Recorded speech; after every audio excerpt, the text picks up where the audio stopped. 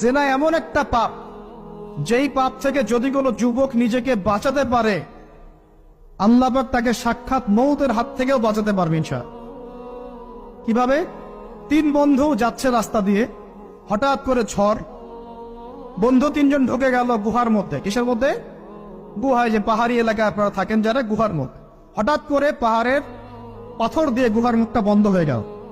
এখন খোলার কোনো অপশন নাই। সবাই বলছে এখন 3 জন, এখন তো আমরা বের হতে পারবো না। সবাই সবার নেক আমলের ওসিলা দিয়ে আল্লাহর কাছে দোয়া করো। কিসের ওসিলা দিয়ে? নেক আমলের ওসিলা দিয়ে দোয়া করতে হয়। যে হাদিস, এই ছেলে বলছে, যুবক ছেলে, আল্লাহ, আমার একজন চাচাতো বোন ছিল। কে ছিল? এই যে বয়ফ্রেন্ড গার্লফ্রেন্ড, খালাতো বোন, চাচাতো বোন। এখন তো বিচ্ছিরি অবস্থা। এখন এমন একটা অবস্থা, পশ্চিমা সভ্যতার রিপোর্টগুলো পড়ে দেখি, ভাইও বোনের সাথে জেনা করে। ওদের ওখানে নিজের আপন পিতার দ্বারাও মেয়ে সেক্সুয়াল হ্যারাসমেন্টের শিকার হয়।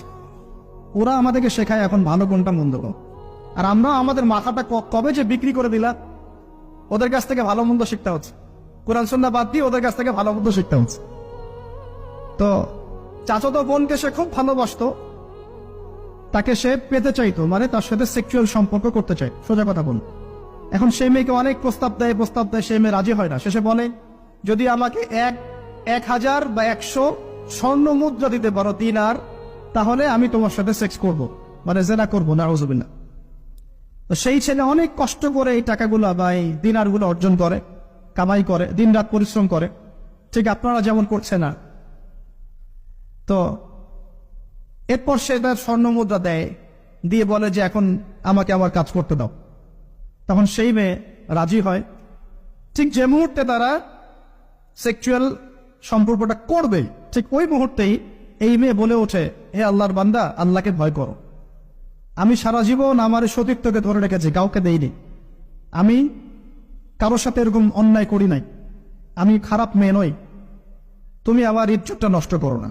কে বলছে কথা? মেয়ে। ওই অবস্থা থেকে কি একটা ছেলের উঠে আসা সম্ভব? এটা কি এতটাই সহজ? এটা কিন্তু সহজ না। সত্যি কথা বলতে এই বিষয়টা কিন্তু এতটাও সহজ না।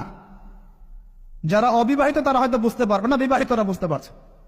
তো ওই অবস্থা থেকে সেই টাকাগুলো না নিয়ে সেই স্বর্ণমুদ্রা মেয়েকে দিয়ে ওখান থেকে সেই ছেলে উঠে আসে আল্লাহর ভয়ে।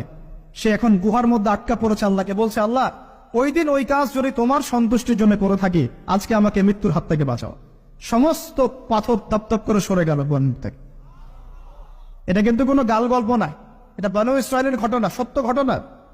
এই হাদিস থেকে আমি আপনাকে দলিল দিচ্ছি যে যদি জেনার মতো পাপ থেকে আপনি আমি সরে আসতে